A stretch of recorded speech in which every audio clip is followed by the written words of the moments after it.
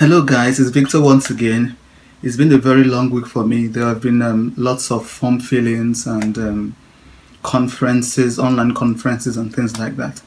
And if you follow me on LinkedIn, on Facebook, you probably have heard of the good news already. Yes, I got a teaching position at the University of Warwick. So I'll be working as a graduate teaching assistant, and I think it's a good thing for my career advancement and for money as well. So this this particular video is dedicated to talking about how I narrowed down my choices when it comes to the PhD funding that I received. As some of you may know already, I received a number of opportunities for my PhD. I received a fully funded PhD scholarship at the University of London School of Oriental and African Studies, the Mo Ibrahim scholarship to be precise. And in Warwick, I received the studentship for the Department of Politics and International Studies. I also received a scholarship in the US at a university in Washington DC, but they wanted me to do another master's, and as some of you know already, I already have two masters, so I couldn't do a third one. So my options were narrowed down to either SOAS or Warwick, and it was actually an interesting experience trying to narrow it down to a particular university. I know I had to send out an email begging the scholarship committee and the department to give me some time so I could do some consultations before reaching out to them whether or not to accept the scholarships. And I think both schools are wonderful universities, wonderful opportunities, but I had to consider individual factors, and I'll be talking about these factors I considered today that made me narrow it down to just one university. So, what are the factors? Factor number one was money. Probably you guessed it already, but I think money is quite important when it comes to PhD studies. So you're looking for something that covers your entire, excuse me, you're looking for something that covers your entire PhD funding, but both scholarship actually cover the funding. A full scholarship in SOAS, a full scholarship in Warwick. A good scholarship as well, I believe, should also cover living expenses. I do not mean to sound entitled, because I know these are general scholarships. They do not owe us anything, but they're just being generous and want to help us advance our career. But since I cannot afford a partial scholarship, I cannot afford to live in Europe or in the UK without some kind of assistance or without some kind of a job. So I think I particularly went for scholarships that covered living expenses. And in my case, both scholarships also covered living expenses. However, the living stipend at SOAS, University of London SOAS, was a bit higher than that at Warwick. So you might say, yes, because of the London factor, things are more expensive in London. So it doesn't say much. That's true. But SOAS also accepted to refund my travel cost. That's the cost of the visa or flights and everything. They said just bring the receipts and we'll then give you back your money. And it was quite expensive, I must tell you. I spent close to 3,000 euros for everything. So SOAS was going to make me 3,000 euros richer, and in pounds that should be about 2,600 or thereabout pounds. So that's a lot of money. So SOAS was going to make me 3,000 pounds richer, 2,500 pounds richer, and 3,000 euros richer, depending on the currency you want to use. And that was quite of a temptation. So when it comes to money, I gave it to SOAS. So let's go to something a little bit more important. Supervision. As you know, supervision is very essential when it comes to doing a PhD.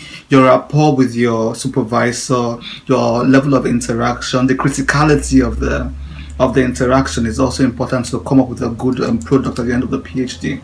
So in Warwick, I think I should begin with SOAS first. In SOAS, I had an excellent professor. I talked to him before the application process already. We exchanged a number of emails and it was quite approachable. And this professor is quite highly ranked. He has a number of publications. He's also in a number of committees, both in SOAS himself and in the UK and in Africa. He's a specialist in African politics. So I think he's a very quite busy man. And in SOAS, I had two supervisors actually.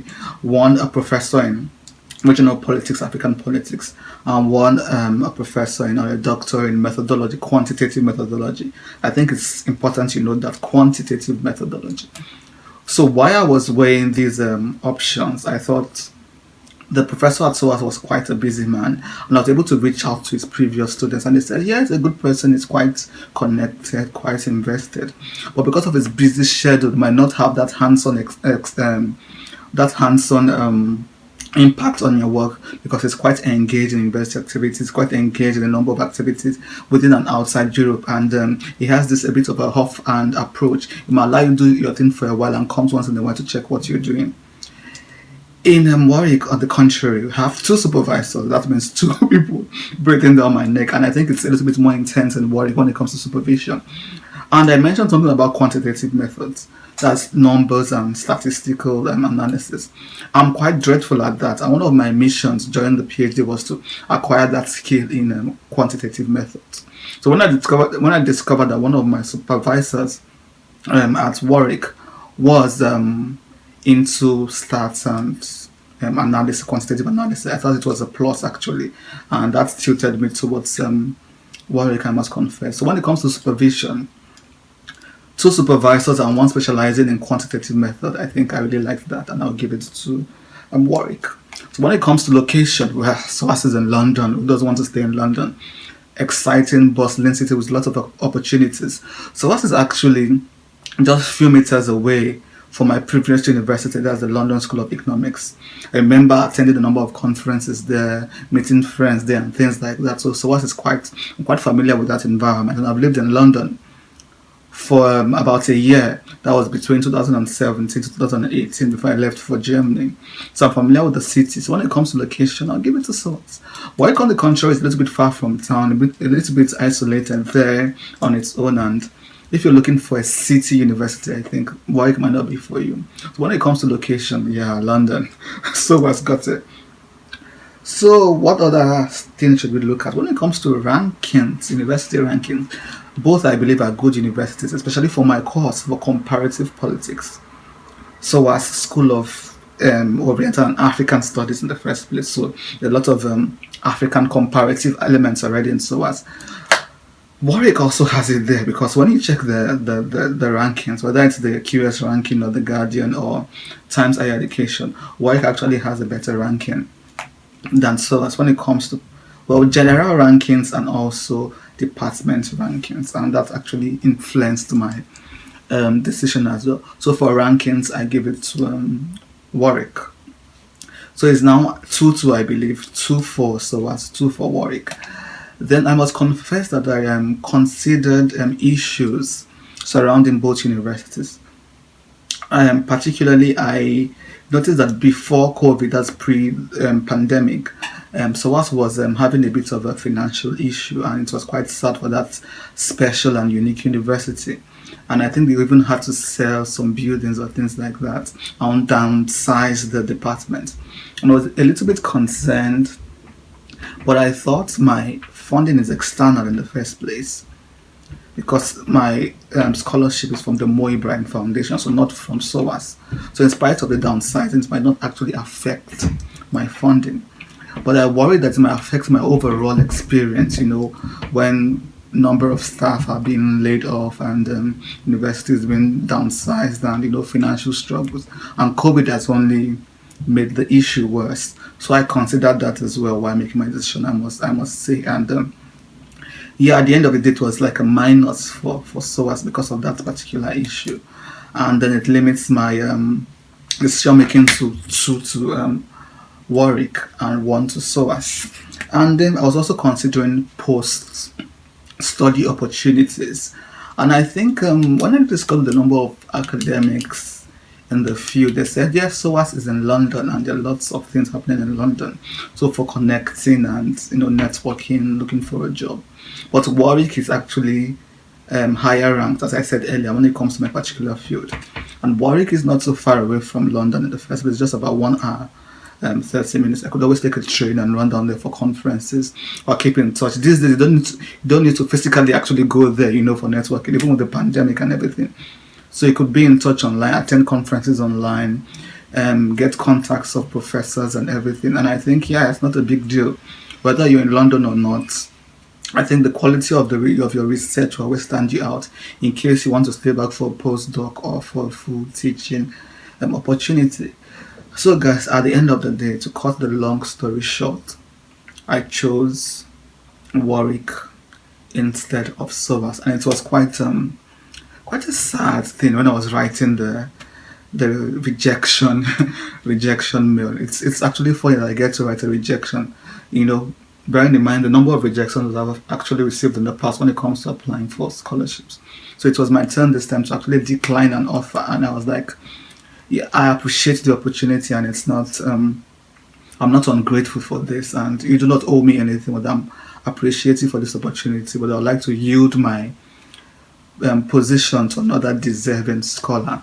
And somehow I felt good I was able to decline the scholarship at SOAS because it has already been awarded to another student from Africa, because yes, the Mo Ibrahim scholarship is only exclusively from scholars from Africa. It even said that it prefers scholars domiciled in Africa, and by the time I even applied for the scholarship, I was in Germany. So I was a bit surprised I was awarded the scholarship even though I wasn't domiciled in Africa. So I hoped that declining the scholarship will make them give it to somebody who is more in need of it, and probably somebody who is domiciled in Africa coming to Europe for the first time or something like that. And yeah, but I don't know who they gave it to, but I'm sure it's an African, and it's like my way of giving back to Africa. If I had declined a scholarship from Warwick was like, the studentship is open to any international students. So they might give it to a Chinese, an American, a Mexican, or a South African. So there is no assurance that an African would have been given. So I think I was pro-African in my rejection, if I can say that. And that's it. But I'm glad I chose Warwick. Yeah, it's not a city university, and yeah, it's in a small town and things like that. But I'm glad I did. And yeah, I'm doing well here, and I got a teaching position just recently, and I think everything is working for good for me. And that's it, guys. I think this will help you. I believe so, that it will help you limit your choices if you're in this situation. Funny enough, I have a friend who is presently in this condition, in this happy dilemma. So he has a full PhD offer at a university in Germany, and another PhD offer at a university in London, and he's about to make this tough decision on which he should decline and which he should take. So it's a bit of a funny one, but still essential, because whatever decision you make now would affect the outcome in future. It's a life-changing decision. So that's it, guys. I hope you learned one or two things about this, about my decision-making process, and I will see you in the next one. And thanks for all your encouragement. Our channel is growing quite fast, and I'm thrilled, I'm amazed.